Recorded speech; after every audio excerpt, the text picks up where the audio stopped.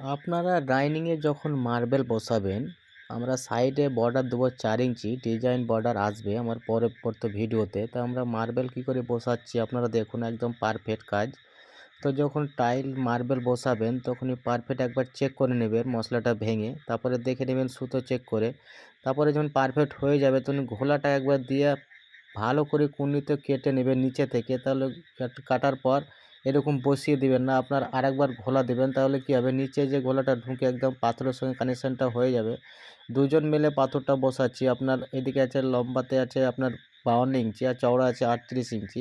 মানে ডাইনিংয়ে যেরকম সাইজ সেই হিসাবে আমরা কাজটা করছি। আমরা হাতুড়িতে বাঁশে ঠুকি না। আর পারফেক্ট যখন আপনারা কাজ করবেন সুতোটা একদম পারফেক্ট চেক করে নেবেন। মার্বেল যে কোনো মার্বেল হোক আপনার ব্যান্ড থাকেই। তো আমরা কি করছি, সুতো দেখে চেক করে নিচ্ছি। একবার চ্যানেলটাও চেক করে নেবেন আপনারা। তাহলে কী হবে, কাজের পারফেক্টটা আপনারা বুঝতে পারবেন। আপনারা যে কোনো কাজ করেন মার্বেল ব্যান্ড থাকেই, মার্বেল যতই ভালো করে বসান পানি দাঁড়াবেই। তো আমার পার্টের প্রসেসটা কেমন লাগছে প্লিজ কমেন্টে জানাবে, লাইক করবে, শেয়ার করে ফুল কমপ্লিট